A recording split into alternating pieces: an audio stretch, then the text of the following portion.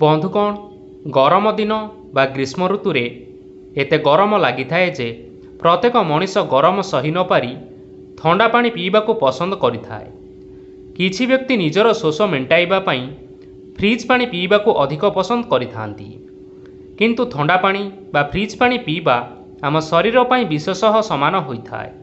एहार कारण हेउछि आमे आम अजणतरे हेउ बा जणातरे हेउ आमे अनेक रोगर शिकार होइथाए। आज आम आपण मानकु ठंडा पानी पीवा द्वारा आम शरीरर कौन कौन क्षति होता है सही विषय जानिबा। ताहा पूर्व आपण मानकु अनुरोध एही वीडियो को गोटे लाइक करि नियंतु एवं जदि आपण माने एपर्यंत आम चैनल को सब्सक्राइब करि नाहंती ताहले एबे ही सब्सक्राइब करि नियंतु।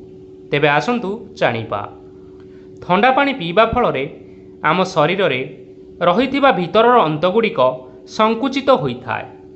एहा फल रे आम शरीरर पाचन प्रक्रिया भल भावे होई पारि न थाए। एहा फल रे आमकु गैस समस्या हेबा सहित आमकु पाइल्स रोग मध्य होइथाए। एहा छड़ा ठंडा पानी पीले हार्ट समस्या मध्य होइथाए। जेतेबेले आमे व्यायाम करी थकी जाऊ सेतेबेले ठंडा पानी पीवा को पसंद करिथाउ।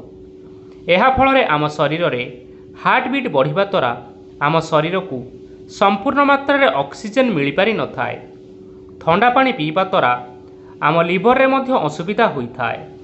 किछि व्यक्तिंकर अनेक समय पेट मध्य काटी थाए। एहार कारण हेउछि आमे जो ठंडा पानी पी थाउ ताहार प्रभाव आम लिवर उपरे पड़ी थाए। एहा फल रे आमर हजम शक्ति कमी थाए, जहा फल रे आम शरीर रे लिवर समस्या होइथाए। एहा व्यतीत ठंडा पानी पीवा द्वारा आमर तंटी बा गला मध्य खराब होइथाए। एहा फल रे आमको ठंडा बा सर्दी भली समस्या मान होइथाए। जदि आपण सबुज परिबा बा कोनोसी फल जिनिस खाई संगे संगे ठंडा पानी पिउछंती तेबे एहार कोनोसी लाभ होई न थाए। एमिति करिबा द्वारा ठंडा पानी आमे खाइथिबा खाद्यर पौष्टिकता को नष्ट करि देई थाए। ठंडा पानी बा फ्रिज पानी पीवा द्वारा आम शरीर रे एही भली जटिल समस्या मान उत्पन्न होइथाए, जहा फल रे आमे अनेक कष्ट बा जंत्रणा भोग करि थाउ।